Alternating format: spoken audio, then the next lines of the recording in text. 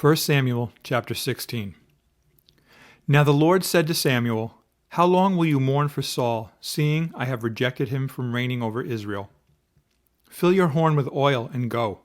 I am sending you to Jesse the Bethlehemite, for I have provided myself a king among his sons." And Samuel said, "How can I go? If Saul hears, he will kill me."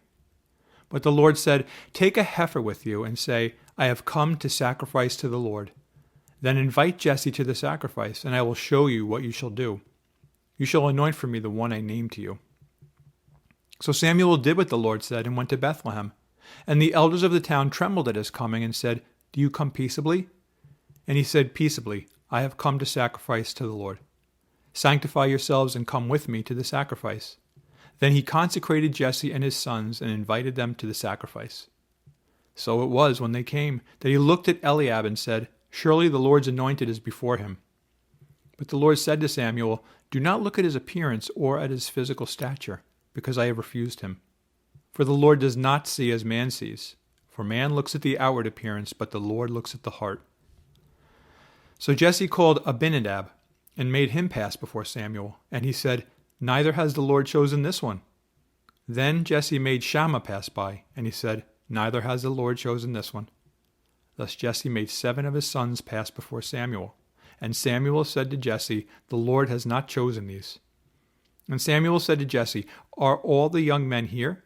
Then he said, "There remains yet the youngest, and there he is, keeping the sheep." And Samuel said to Jesse, "Send and bring him, for we will not sit down till he comes here." So he sent and brought him in. Now he was ruddy, with bright eyes, and good-looking. And the Lord said, "Arise, anoint him, for this is the one." Then Samuel took the horn of oil and anointed him in the midst of his brothers. And the Spirit of the Lord came upon David from that day forward. So Samuel arose and went to Ramah. But the Spirit of the Lord departed from Saul, and a distressing spirit from the Lord troubled him. And Saul's servants said to him, "Surely a distressing spirit from God is troubling you.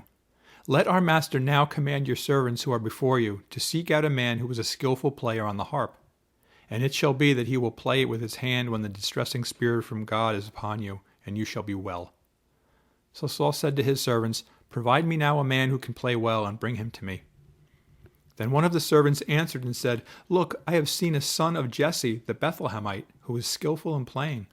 A mighty man of valor, a man of war, prudent in speech, and a handsome person, and the Lord is with him." Therefore Saul sent messengers to Jesse and said, "Send me your son David, who is with the sheep."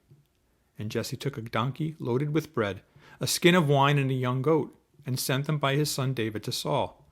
So David came to Saul and stood before him, and he loved him greatly, and he became his armor-bearer. Then Saul sent to Jesse, saying, "Please let David stand before me, for he has found favor in my sight." And so it was, whenever the Spirit from God was upon Saul, that David would take the harp and play it with his hand. Then Saul would become refreshed and well, and the distressing spirit would depart from him.